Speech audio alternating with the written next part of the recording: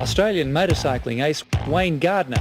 Number 1 sporting hero down under. Wayne Gardner wanted nothing but to go faster, working hard all his life to achieve the unachievable. So much so that they even made a film about him. Wayne was always talented, and the talent was reflected in his son Remy Gardner, who also joined the motorcycle racing world and won the 2021 Moto2 World Championship.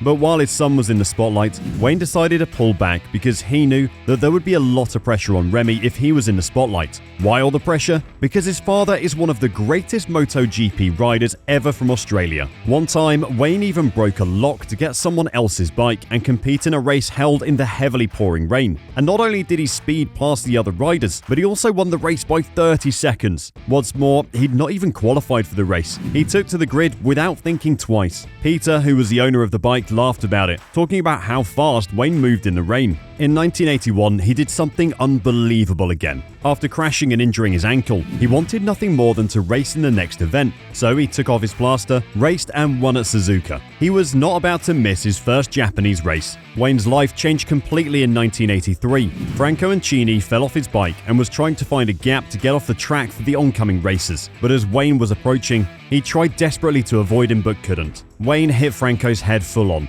The impact was so hard it ripped the helmet from Franco's head and caused Wayne to crash. He and Franco were rushed to the same hospital, Franco in a deep coma in the ICU, and Wayne in a wheelchair.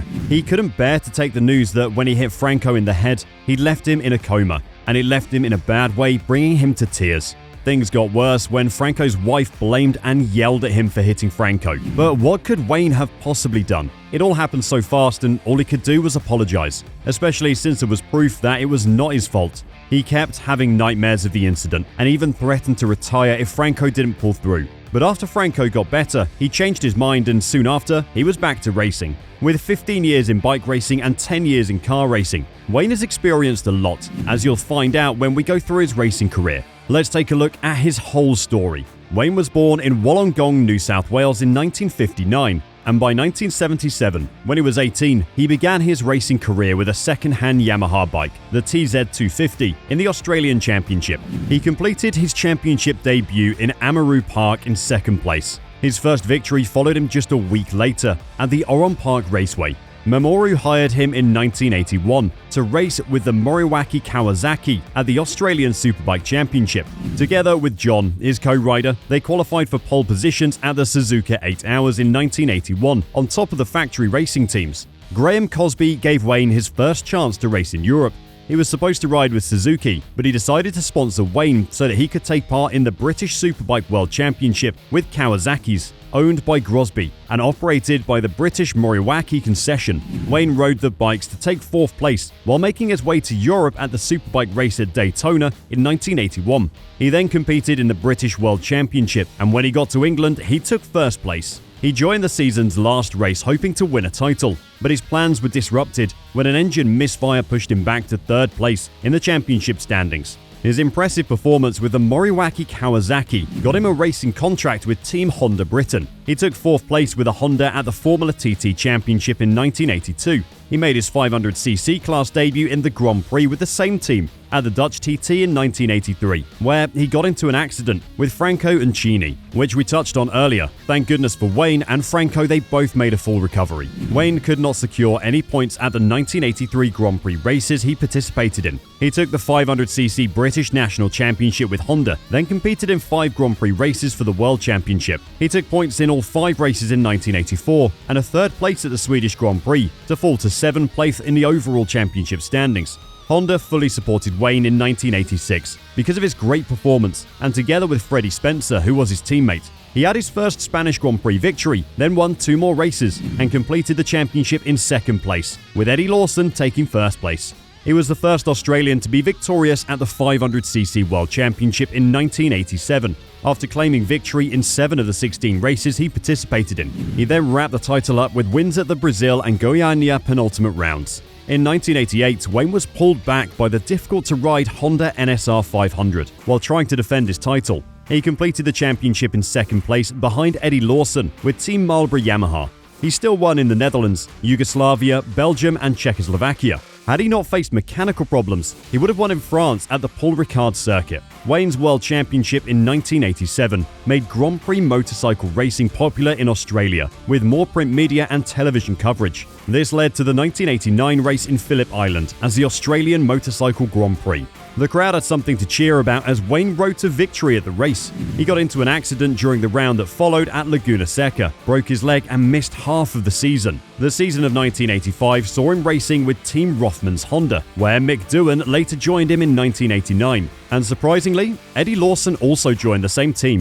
1990 was a frustrating season for Wayne. After a victory at Jerez, he was injured and missed 3 rounds, which left him in 5th place in the World Championship. He still managed to finish with another victory at the Phillip Island Australian Motorcycle Grand Prix from Mick Doohan, his teammate. He also won the 1985, 1986, 1991 and 1992 races for the Suzuka 8 Hours. He retired from motorcycle racing in 1992, but he was still associated closely with the sport as he helped other riders, such as Darrell Beattie, at their early career stages.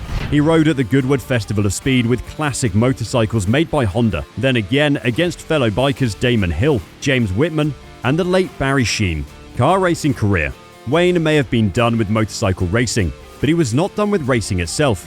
He made his way to car racing at the final round at Formula Holden during the Australian Drivers' Championship in 1990. He just got to Adelaide after testing his 1991 Grand Prix bike, the NSR 500, but he amazingly qualified for 11th place, his first ever open-wheel car competitive ride. However, his car's front was damaged when he crashed into a wall when he spun on Drew Price's coolant. He hoped the car would be fixed in time for him to race, but his hope was crushed when another car spun on the same coolant and crashed, damaging the Shrike. In 1992, Wayne started his touring car racing career with the Holden VN Commodore SS Group A, built by Forbes Racing. Graham Moore had leased it for the Tui's 100 in 1992 at Bathurst. He completed the race in 26th place after he qualified 21st.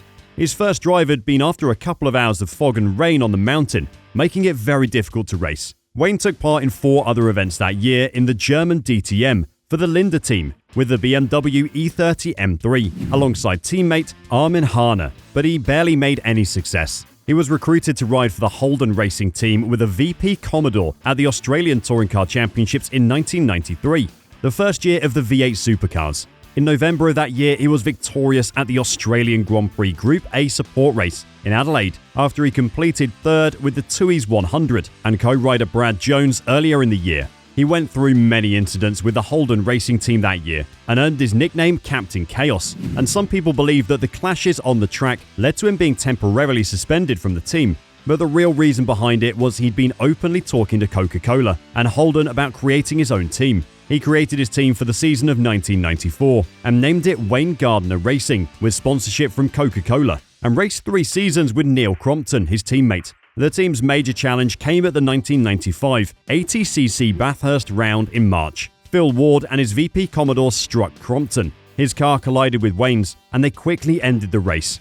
The battle continued and the team recovered as Wayne took the lead at the Tui's 1000 in 1995. Then, with Crompton, they took 3rd place at the finish, with their teammate Brad Jones and Wyn Percy taking 5th place a few seconds behind them. Wayne's ATCC highlight came in 1997, when he won the Calder Park round. Coca-Cola later withdrew from the team to focus on the 2000 Sydney Olympics, making the team lose a lot of money and unable to function financially. Wayne later announced that he would not be able to race in the entire season of 1997 because of insufficient funds, and so wouldn't be considered the race favourite. He won the Fuji Speedway Championship in 1999 and the Sportsland Sugo Championship in 2001. Then, in 2002, he decided to call it quits and leave car racing. By his final retirement, he had received many honours, but he was honoured as a MotoGP legend by the International Motorcycling Federation.